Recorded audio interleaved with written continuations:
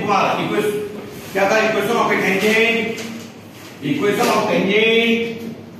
Equation of tangent in terms of its slope, equation of tangent, equation of tangent, equation of tangent, tangent in terms of its slope, equation of tangent in terms of its slope. ठीक है, चलिए लिखिए the equation of tangent of slope, the equation of tangent of the equation of tangent of slope, the equation of tangent of slope m to the ellipse, m to the ellipse, m to the ellipse, x square by a square plus y square by b square equals to 1,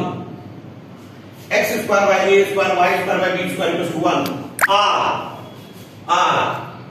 तो हमारा जो equation of tangent of slope क्या कहलाता है जी, equation of tangent of slope अभी निकाल रहे हैं, y equals to mx plus minus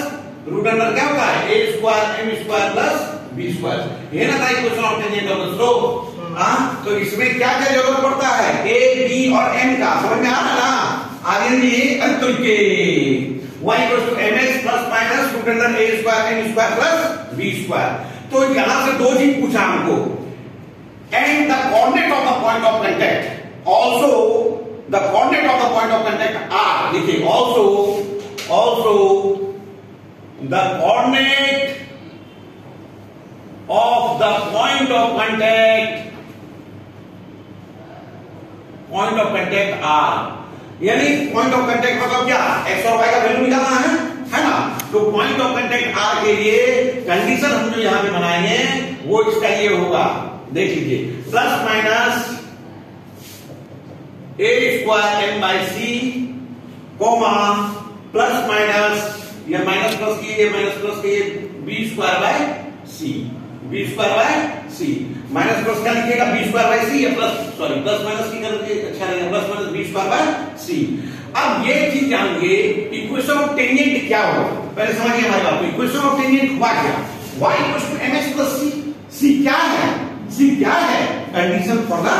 line है ना जी, कंडीशन बताए हैं, अब तुरंत बताए थे c स्क्वायर इक्वल्स टू क्या बताए थे a square m square plus b square, तो c का वैल्यू यही से ना निकला, प्लस माइनस रूट अंडर क्या निकला a square m square plus b square, ये निकला।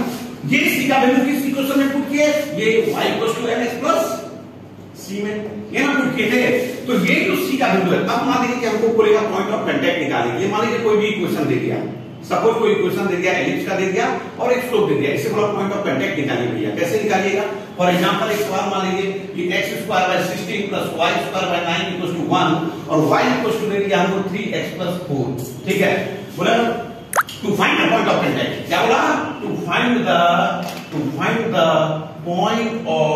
कांटेक्ट। तो पॉइंट ऑफ कांटेक्ट कैसे निकालिएगा, पॉइंट ऑफ कांटेक्ट कैसे निकालिएगा, ये कंडीशन पे चलिएगा, ये कंडीशन पे चलिएगा ना जी, मिस्टर विकास समझ में आ रहा है। तो ये a स्क्वायर m बाई सी, ठीक है। अब ये बताइए कि यहाँ पे a स्क्वायर का वैल्यू कितना है हमारा 16, b स्क्वायर का वैल्यू कितना है 9, तो a स्क्वायर इक्वल्स टू 16 है बच्चों, तो a स्क्वायर बराबर 16, तो a का वैल्यू कितना 4, b स्क्वायर इक्वल्स टू 9, तो b का वैल्यू कितना 3। अब m का वैल्यू यहाँ से कितना निकल गया है, m का वैल्यू कितना है, m का वैल्यू 3 है और c का वैल्यू कितना है 4 है। तो पॉइंट ऑफ कांटेक्ट का ये जो फार्मूला हम लिखा है तो नहीं बन गया जी, प्लस माइनस a स्क्वायर मतलब कितना हो गया a square m by c comma plus minus b square by c u, नहीं a square m, a square कितना दिया हुआ है, ये a स्क्वायर कितना दिया हुआ है 16, m कितना दिया हुआ है बच्चों 3 और c कितना दिया हुआ है बता नहीं, c कितना दिया हुआ है 4, c दिया हुआ है 4 है ना। तो c का वैल्यू हमको क्या करना पड़ेगा, यदि हमको c का वैल्यू निकालना होगा तो c का वैल्यू यही ना होगा, c का वैल्यू दिया हुआ है तो यहाँ पे 4 पुट कर दिए, यहाँ पे प्लस माइनस b स्क्वायर कितना दिया हुआ है